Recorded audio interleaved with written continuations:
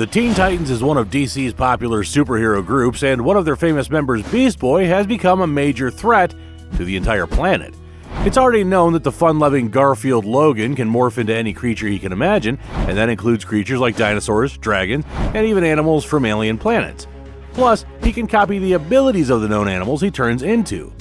This is just the tip of the iceberg, because Garfield Logan shows that he is stronger and more dangerous than ever. In Titan's Beast World, Gar turns into a planet-sized alien starfish and creates mini starfish versions of himself that fall to Earth and have begun enslaving his friends and civilians that he swore to protect. Beast Boy, the hero with so much tragedy in his past. Well, we're going to show you how all this unraveled. I really want to trust the process here, Gar, but what is your plan to fight a planetary threat as a whale? Cyborg said to Whale Beast Boy, who was deep below the ocean. Beast Boy then began revealing just a little bit of what was going on here. This is step one. What I was thinking, well, I actually couldn't think it. My brain wasn't capable, but the minke whale has the largest glial-to-brain ratio. I had to increase my brain capacity to grasp what I have to do. Beast Boy could increase his brain capacity, thus his potential intelligence, but there was also more to his plan, and something about it scared him. Raven was growing more concerned for her boyfriend. I can feel your fear, Gar. Are you sure about this? Oh, not at all. This could be very bad and very messy. There's a strong possibility that I'll just explode. But it's not like we have any other choice. Move back, Gar replied back. He was really afraid, all right, and Raven can sense it, but why? Now at the bottom of the ocean, this is right where Gar wanted to be, and that's when it began. The change has begun, Raven said. And it hurts so much, Gar replied. Even at the bottom of the ocean, Raven still didn't leave Beast Boy's side. I'm here with you. I will not leave your mind or your side, she said. You're taking some of my pain, Gar admitted. Do not think of the pain, yours or mine. Concentrate on what you must do, Raven replied. Gar, stop! Cyborg yelled out just as the transformation was about to begin. I can't, it's too late, Beast Boy replied as he morphed into something utterly indescribable. As he morphed in despair, I can't go back. So, Beast Boy is putting himself through something traumatic, and it all started when Nightwing sent a team to the moon to contact Brother Eternity. Brother Eternity, do you read us? I can hear you, a voice replied from the vastness of the moon, and that's right when they came in contact with a UFO, to put it bluntly. There's something strange ahead of us. It looks like a temple. There are markings on the wall, the man continued. They continued to explore the temple while maintaining contact with the voice they presumed to be Brother Eternity. Can you hear me? The man in contact with the team on the moon called out right before making one heck of a revelation. Out of absolutely nowhere, he then speaks in an alien language that only one person on the Titans was familiar with. Starfire. Those words, Starfire fearfully noted. He's speaking the language of my ancestors, she continued. He's speaking ancient Tamaranian. What? At this time, the temple on the moon, which Nightwing's two-man team were exploring, quickly began to crumble. Brother Eternity! One screamed as she tried escaping the crumbling temple, and that's when they're hit with another twist. No, that's not my name, the presumed Brother Eternity stated. This whole time, they weren't talking to Brother Eternity. I mean, it was him physically, but it was someone totally different behind the wheel. The Titans team immediately began planning their next mission, investigating whatever just happened. Cyborg, Raven, Wonder Girl, and Starfire used a boom tube to travel to the moon. Reading strange gravitational waves coming off the moon, Cyborg said. Locate the astronauts, Cyborg. See if anything can be done for them, Nightwing replied. The astronauts are gone, Nightwing. I'm sorry, Raven revealed. Thum, thum, thum, thum. The weird gravitational waves continued. As a matter of fact, the gravitational waves are much stronger on the surface. Rhythmic, Cyborg revealed. I can hear it, like a pulse, Wonder Girl added. I can feel a mind here, Raven said. The pulse, it's a heartbeat. An incredibly gigantic monster literally emerged from underneath the moon's surface. Titans! Nightwing yelled with fear in his eyes.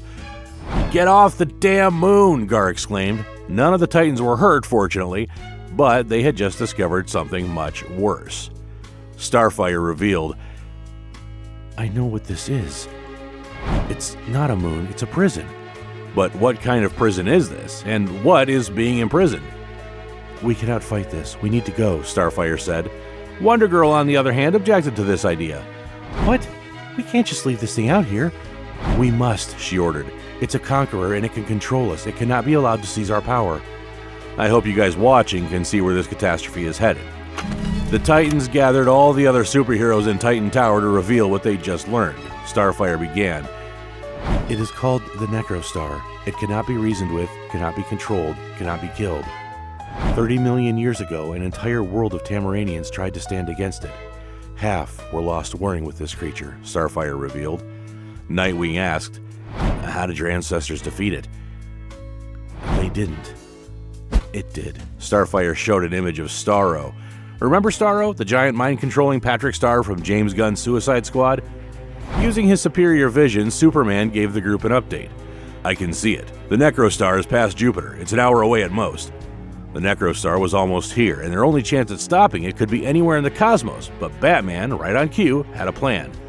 "We do whatever we can to slow it down. We need to go bigger, send out interplanetary beacons, and gather support from neighboring star systems." A pretty smart plan, but Gar felt differently. Gar was actually disagreeing with not one, but two of DC's smartest minds. "Hold up, you're supposed to be geniuses. Your solution to an unstoppable star conqueror is to add another unstoppable star conqueror?" When put like that, he kinda had a point. "You have a better suggestion, Beast Boy?" Batman asked. "I think I kinda do." "You kinda do?" Batman asked. "You're going to have to do a lot better then." Before he could even finish, Raven straight up cut him off. "It would be a shame to lose our whole planet because of your negativity, Batman," Raven said. "I know Gar's mind. The plan requires sacrifice, but it is sound. He doesn't need to be spoken to like a child. He's not one of your Robins." Sheesh, shots fired. To reach a compromise, Batman gave the reins over to Nightwing. "Nightwing, this is your call. This is your team." "And I trust my team completely." Nightwing replied, "What do you need, Gar?" "I need the ocean. I need Cyborg, and I need time," Beast Boy replied. And with that, the superheroes went out to stop the Necro Star. Its necrospores had already gotten to Earth before it arrived, so the heroes had their hands occupied with that, while Cyborg, Beast Boy, and Raven went to the ocean. And now we're back where we left off, flipping on ahead. By the time of Beast Boy's transformation at the bottom of the ocean, the heroes were literally in space trying to stop the Necro Star from getting any closer to Earth's atmosphere. "If the Necro Star touches down in the ocean, the flooding will consume nations," Wonder Woman said. The battle with the Necro Star got harder as it progressed because now it was beginning to take control of some heroes. Shazam was one of Necro Star's first victims. "Stay clear. I'm going to hit it with everything I have. Shazam was interrupted as a Necrospore flew right into his mouth and took control of him. Now the Necro Star literally had Shazam doing his fighting for him. Shazam turned his sights on Wonder Girl and began his mind-controlled assault against her. "The Necro Star has control of Shazam!" Wonder Girl exclaimed. But right before things began to really heat up, another green spore popped up. "Let's see what we can do about that." This green star-shaped spore then flies right into Shazam's mouth, taking out the Necrospore and freeing him from the Necro Star's hold. Beast Boy arrived on the scene after finishing his transformation into a green version of Starro. This went beyond his other previous transformations. Now the Necro Star had an opponent who could challenge him. "Hey Necro Star, get your ancient evil ass away from my planet." As this was happening, Beast Boy's spores were on Earth, climbing into people and freeing them from the Necro Star's hold. "Cyborg, are we far enough away from Earth?" "Yes, this should be far enough," Cyborg replied. Not a moment later, Cyborg opened a boom tube the size of a continent, sending the Necrostar to the Boomerang Nebula about 5,000 light-years away.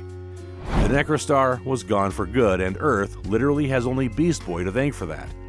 What Beastie and Cyborg had just achieved was nothing short of a miracle, even though Gar lost a tentacle in space. Still, Cy, I hope you feel personally responsible that we can't celebrate this with a high five.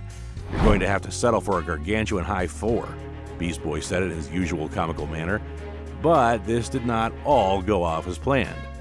Out of nowhere came this dark, draping, shadow-like figure wearing a skull-like version of Naboo's helmet.